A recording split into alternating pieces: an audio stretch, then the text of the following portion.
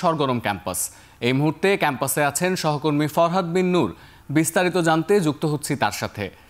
ফরহাদ, দ্বিতীয় দিনে কোন কোন সংগঠন ও প্যানেলের প্রার্থীরা নির্বাচনী প্রচারে নেমেছেন, কি প্রতিশ্রুতি দিচ্ছেন তারা?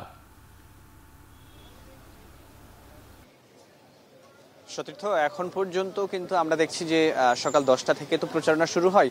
সকাল 10টার দিকে কিন্তু আমরা যেটি দেখেছি যে স্বতন্ত্র প্রার্থীদেরকে আমাদের বেশি চোখে পড়েছে এবং তারা তাদের মতো করে প্রচারণা চালিয়েছেন বিভিন্ন বিশ্ববিদ্যালয়ের বিভিন্ন জায়গায়। বিশেষ করে যদি বলি যে কেন্দ্রীয় গ্রন্থাগার, আর্টস ভবন কিংবা সামাজিক সমাজ কল্যাণ ভবন, সেগুলোতে কিন্তু দেখেছি যে প্রচারণা বেশি চালিয়েছে। এবং একই সঙ্গে যদি বলি যে আমরা দেখছি যে যারা রয়েছেন বিভিন্ন প্যানেলের, বিশেষ করে ছাত্রদলকে আমরা দেখেছি তারা প্রচারণা চালিয়েছেন। আমরা দেখেছি ছাত্র অধিকার পরিষদের প্যানেল থেকে যারা রয়েছেন তাদেরকেও আমরা প্রচারণায় দেখেছি।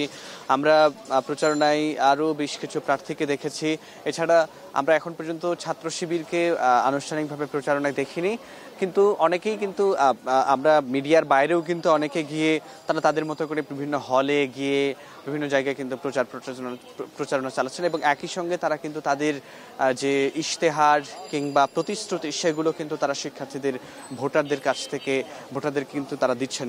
আরেকটি বিষয় একটু বলতে হয় যে আমরা ঢাকা বিশ্ববিদ্যালয়ে যে চিত্রটি দেখছি, গতকাল থেকে যেহেতু আনুষ্ঠানিকভাবে প্রচারণা শুরু হয়েছে, আজকে দ্বিতীয় দিন, এখন পর্যন্ত যে অপ্রীতিকর বেশ কিছু ঘটনা ঘটেছে সেটি হলো যে আমরা জানি গতকাল চারুকলা ইনস্টিটিউটে ঢাকা বিশ্ববিদ্যালয়ে ছাত্র শিবিরের যে প্যানেলের যে পোস্টার ছিল, ফেস্টুন ছিল, সেগুলোতে কিন্তু সমস্যা করা হয়েছে এবং আমরা রাতে একটি অপ্রীতিকর ঘটনা দেখেছিলাম, একটি হলে একজনকে জখম করা হয়েছিল। এছাড়া এর বাইরে কিন্তু এখন পর্যন্ত আর কোনো অপ্রীতিকর ঘটনা ঘটেনি। তো সব মিলিয়ে চলছে ঢাকা বিশ্ববিদ্যালয়ের যে প্রচারণা ডাকসু নির্বাচনের, সেটি নিয়ে সবশেষ তথ্য।